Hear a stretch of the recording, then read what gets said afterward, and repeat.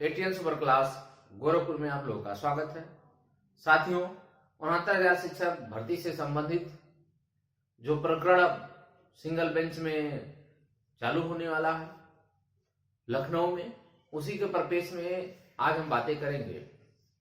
साथियों, सिर्फ इतना कहना चाहते हैं कि जो लोग जुड़े हुए हैं या जो लोग 1-2 नंबर से फेल हैं, उनको आशा की किरण अवश्य जगेगी। अभी हम कल का न्यूज बता दे रहे हैं कि उच्च शिक्षा आयोग में भर्ती हुई थी शिक्षक की, और उसमें अभी पेपर में कल दैनिक जागरण में दिया हुआ था। दैनिक जागरण की सभी लोगों के जीता जागता उदाहरण है, कल का न्यूज है। आज आपका 6 तारीख है 5/2/2021 का न्यूज है। न्यूज ये है कि उसने जो है 7 प्रश्नों को आदेशानुसार 7 प्रश्नों को हटाया गया। देख लीजिए, 7 प्रश्नों को क्या किया? हटाया गया। 7 प्रश्नों को हटाया गया और 7 प्रश्नों पर कॉमन अंक दिया गया। कॉमन अंक दिया गया। अब आप ये बताओ, ये तो अभी कल का न्यूज है, पेपर में भी दिया, दैनिक जागरण में साक्ष्य है। जब ये 7 प्रश्नों को हटा दिया जा सकता है, 7 प्रश्नों पे कॉमन अंक दिया जा सकता है, इसके मतलब कुल कितने प्रश्न इनके गलत हो गए? कुल 14 प्रश्नों पर इनको गलत हो गया। और ये जो है आयोग जो है बैकफुट पे आ गई। तो क्या हमारी भर्ती जो है, हम 13 प्रश्नों को ले गए हैं, क्या 13 प्रश्नों पर ये बैकफुट पे नहीं जा सकते हैं? जा सकते, 100% हो सकता है। इसका ये साक्ष्य आ गया हमारे पास। ये एक साक्ष्य प्रस्तुत होगा कोर्ट में कि माय लॉर्ड, जब ये आयोग जो है 7 प्रश्नों को हटा सकता है, 7 प्रश्नों को कॉमन अंक दे सकता है, तो जब यहां भी गलती है तो क्या इसको दे सकते हैं कि नहीं दे सकते हैं? ये हमारे पास बहुत बड़ा एग्जाम्पल हो गया, उदाहरण हो गया। जो लोग कहते थे 2 क्वेश्चन बढ़ेगा, 3 क्वेश्चन बढ़ेगा, या उसी पे रुक जाते थे, उनके लिए भी जो है अब एक सबक का बात हो गई। उनके लिए भी कहीं ना कहीं खुशखबरी हो गई कि सत्य में अब कुछ भी हो सकता है।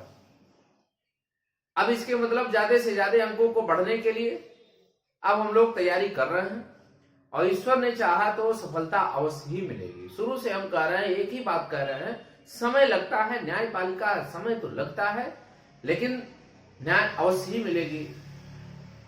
अब कुछ लोग कहते हैं कि सर जो भर्ती कंप्लीट हो जाएगी उस पर भी चर्चा कर दें। यदि भर्ती कंप्लीट हो गई,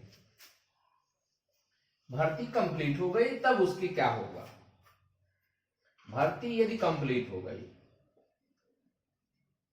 भर्ती कंप्लीट यदि हो जाती है, तब उसके लिए क्या प्रोसेस है? अभी भी ध्यान दीजिएगा, भर्ती कंप्लीट होने ना होने के लिए अभी भी 10,000 सीट खाली है, लगभग 10,000 सीट खाली है। हम कह रहे सीट ही 0 हो जाए। इसको हम 2 तरह से लेते हैं, एक सीट 0 हो जाए, एक 10,000 सीट खाली है। बहुत सारे साथी ये कहते हैं कि जो है सीट 0 रहेगी तब भर्ती कैसे होगी, अभी तो सीट खाली है तब कैसे होगी? यदि सीट आपकी 0 हो गई, यहाँ खाली नहीं है, 0 हो गई, तो यदि मेरिट हमने कहा कि आपकी एससी की मेरिट 61.02, ओबीसी की मेरिट आपकी 67 पॉइंट कुछ करके है। हम जनरल की बात कर लेते हैं, जनरल की 69 ले लेते हैं, या आपका विकलांग का ले लेते हैं, आपका इनका अलग हो गया। अब ये सबकी जो है मेरिट यहां तक गई, सीट कुछ नहीं बची, या ये 10,000 सीट इनको दे देंगे तो मेरिट और डाउन हो जाएगी। कंफर्म है कि मेरिट डाउन होना है। यदि मेरिट ये डाउन हो गई, सपोज दैट मानते हैं 60 आ गया या 59 आ गया, हम तो चाह रहे हैं ये भर्ती और भी नीचे चली जाए, ये 65 हो जाए, और ये आपका 2 अंक और गिर जाए, 67 हो जाए, इसके बाद हो जाए। सीटें हमारे नहीं बढ़ रही हैं। अब हमारे पास ये आ गया कि 7 जो क्वेश्चन, हम 13 क्वेश्चन ले गए हैं, 13 में से यदि उलटफेर हुआ तो लाभ किसको मिलेगा? लाभ उन्हीं लोगों को मिलेगा जो फेल हैं या जो बॉर्डर पे हैं, उन्हीं लोगों को लाभ मिलेगा। कैसे लाभ मिलेगा? क्योंकि वो मेरिट में चले जाएंगे। 7 क्वेश्चन का उलटफेर होने का मतलब क्या हो गया? वो मेरिट में जाएंगे ही जाएंगे। और उनका प्रथम दावेदारी हो जाएगा कि हम मेरिट में आ रहे हैं तो हमको सरकार नौकरी दे। ये न्यायपालिका ही आपके साथ निर्णय देगी। अब आप कहेंगे भले आप मेरिट में आ गए तो आपको सरकार नौकरी नहीं देगी, तो न्याय का काम न्यायपालिका के पास हम गए हुए हैं, इसीलिए तो जाते हैं कि हमको न्याय मिले। न्यायपालिका के पास जाया क्यों जाता? हम नौकरी के तो लिए जा रहे हैं कि आखिर में हम जो प्रभावित हो रहे हैं 7 क्वेश्चन पे 7 हमको मिल गया तो हम नौकरी पा जाएंगे, तो इसीलिए तो हम न्यायपालिका के पास तो गए हुए हैं।